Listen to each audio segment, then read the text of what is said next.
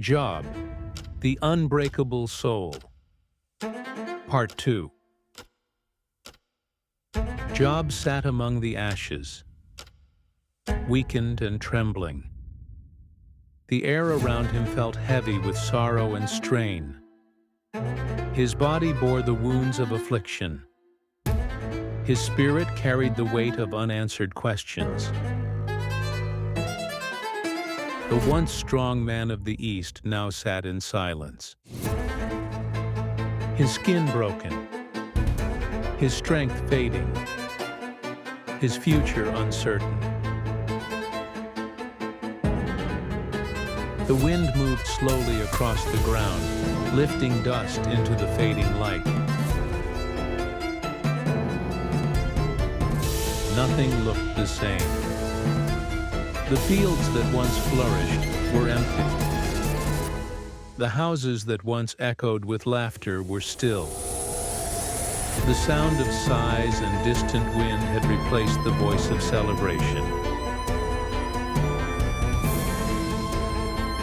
Yet Job did not curse God. He did not raise his fist toward heaven. He did not demand explanations. Instead, he sat and endured. Pain has a way of stripping away everything unnecessary. Titles disappear. Wealth loses meaning. Strength fades. All that remains is the soul before its maker. And in that moment, Job's faith was no longer the faith of prosperity. It was the faith of endurance. Yet as the days passed, the silence of heaven grew heavier. The questions that once hovered at the edges of his mind now pressed against his heart. Why? Why this suffering? Why this silence? Why this loss? Job had defended his integrity. He had searched his heart. He had examined his ways. But he could not find the crime that justified the sentence. His pain was not only physical, it was spiritual. He felt abandoned, hidden from the face of the one he had always trusted.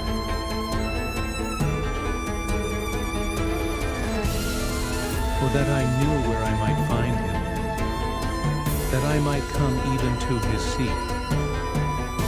His voice trembled, not with rebellion, but with longing.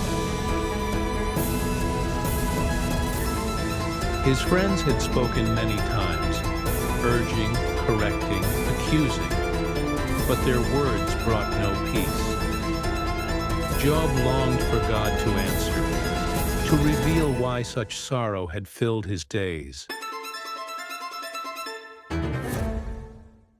Silence hung between them until a voice rose from the edge of their gathering. It was Elihu, the son of Barachel, younger than the rest, yet his presence carried clarity and strength. His eyes reflected compassion, and his voice trembled with earnest reverence as he stepped closer. He reminded them all that age alone does not give wisdom. He said with conviction, quoting God's inspired word from the depths of his heart. Carefully choosing his words, he said, I am young in years, and you are very old. Therefore, I was afraid and dared not declare my opinion to you. I said, age should speak, and multitude of years should teach wisdom. But there is a spirit in man, and the breath of the Almighty gives him understanding. Great men are not always wise, nor do the aged always understand justice.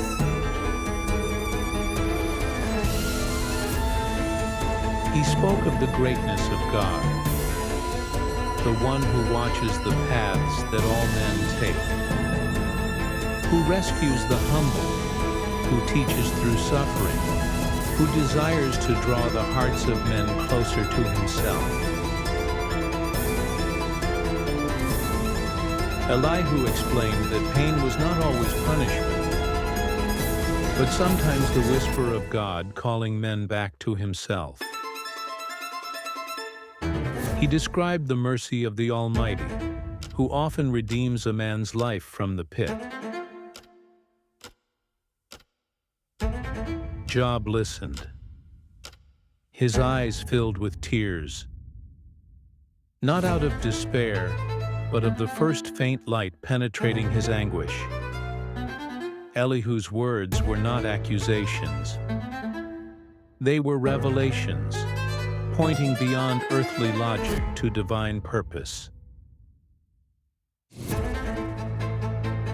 As Elihu spoke, the sky shifted. The wind stirred the dust around their feet.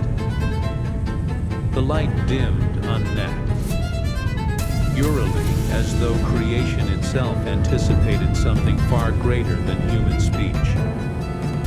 Elihu's voice faded, and all eyes turned to the horizon where clouds began to gather in thick, swirling layers.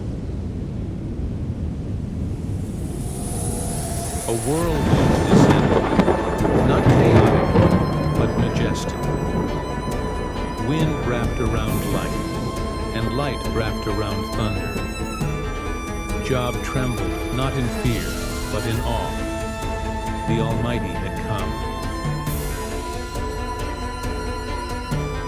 Then the Lord answered Job out of the whirlwind, his voice a sound of authority beyond understanding. He asked, "Who is this who darkens counsel by words without knowledge?"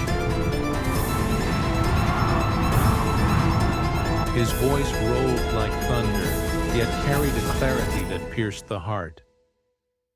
"Now prepare yourself like a man. I will question you, and you shall answer me."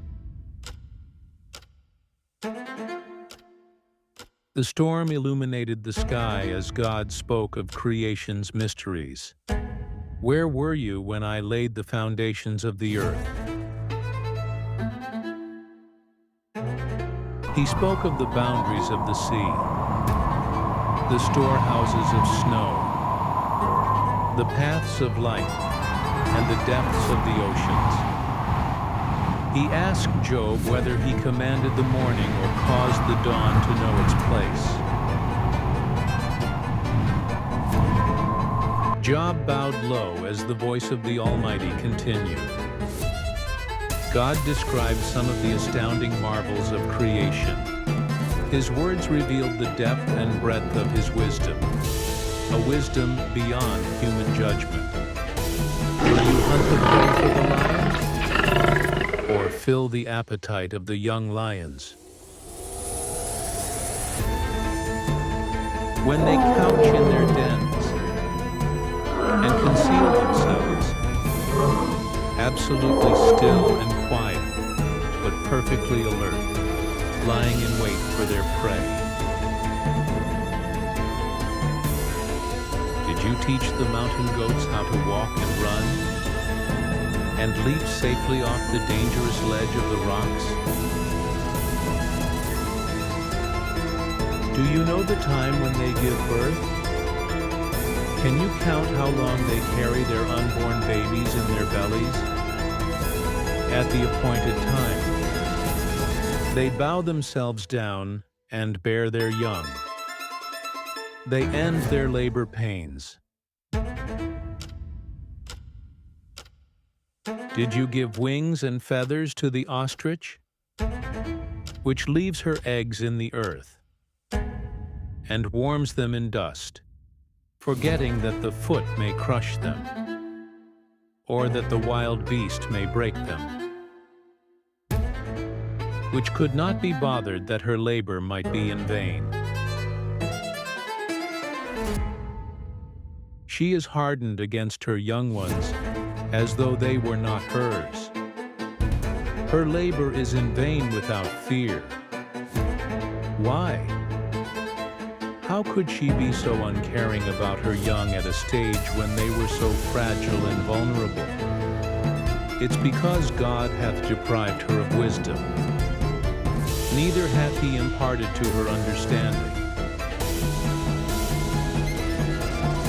Yet when she lifts herself high to run, she can put both the horse and his rider to shame. Are you the one who gave the horse its great strength? Have you clothed his neck with a quivering mane? The glory of his snorting is awesome. Have you made him to leap as a locust? The glory of his snorting is awesome. In battles in the field, on the mountain or in the valley, he never drags his feet, but goes out with zeal to meet the armed men. He mocks at fear and is not dismayed. Neither does he turn back from the flashing sword, spear, or javelin. He covers the ground with fierceness and rage. Neither stands still at the sound of the trumpet. Is it by your wisdom that the hawk soars and stretches her wings toward the south? Is it at your command that the eagle mounts up and makes her nest on high? She dwells and abides on the rock, upon the crag of the rock, and the strong place. From there she spies out the prey. Her eyes see it afar off.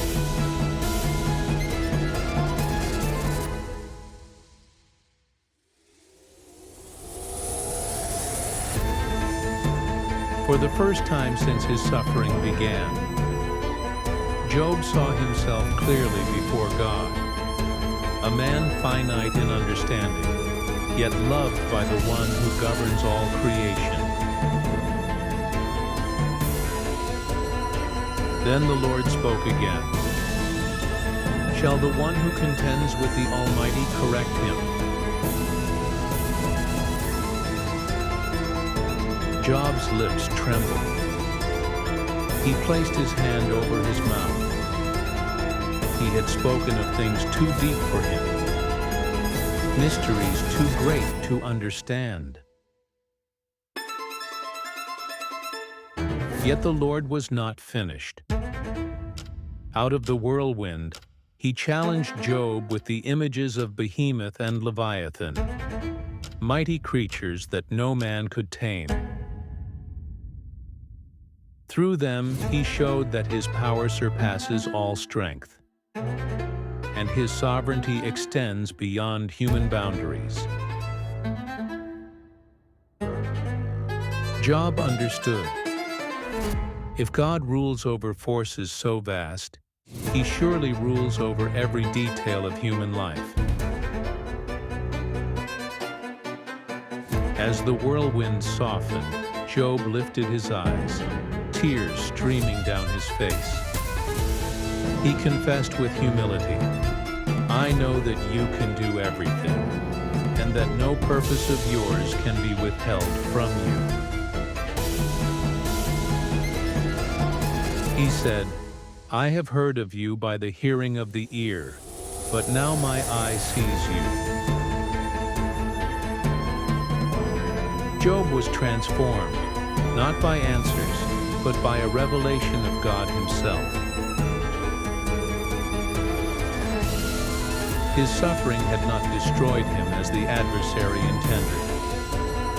It had deepened him, anchoring his soul in the greatness of the Almighty. Then the storm faded. The wind ceased. A peaceful silence settled across the land. Job's wife watched as her husband rose slowly, strength returning to his face. She touched his arm gently, relief flooding her features. The sorrow that had etched her eyes began to lift, replaced with a renewed tenderness and hope. Job's friends stepped forward, humbled. The Lord required them to bring offerings and for Job to pray for them. They obeyed, and Job, with compassion, prayed earnestly. His prayers rose like incense, and God accepted them. Then came the turning point, the moment heaven had ordained. The scriptures recorded simply, "And the Lord restored Job's losses when he prayed for his friends." In an instant, the tide shifted. Blessing returned like a flood after drought. His land that had become dry and barren suddenly began to produce lush green grass to feed his sheep, cattle, camels, and donkeys. These animals began to reproduce amazingly. Job's health was restored, and his youth was renewed. His skin regained its health and glow. His body regained its strength, and his eyes shone with life again. His household expanded with double the wealth he once possessed. Flocks multiplied across his fields. Servants moved through his home with renewed purpose and joy. God blessed Job's latter days more than his beginning. He received sons and daughters again. Children born into joy, not sorrow. His daughters were renowned for their beauty, and Job gave them an inheritance alongside their brothers. Job and his wife embraced this new season with gratitude, their hearts free from the shadows of former grief.